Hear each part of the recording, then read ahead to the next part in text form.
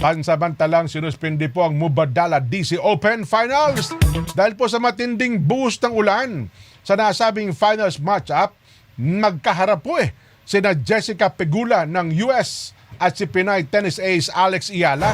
Yan po, wow! Bago isuspindi ang laban, lamang po si Pegula. Sa first set, 6-4 kontra kay Ayala.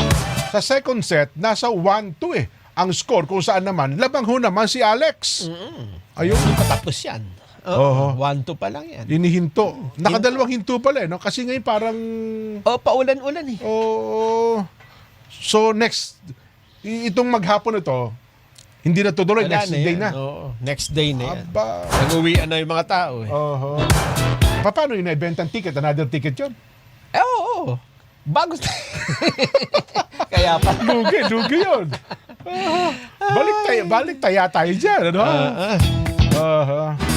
Sige, congratulations. Isama natin sa ating panalangin na magtagumpay. So pag natalo si champion ba si Alex doon? Pagka nanalo si Alex Ayala, makukulong na yung mga mastermind ng flood control project. Bakit? Ayan ang pangako eh. Sinabi ni Alex yan? Oo.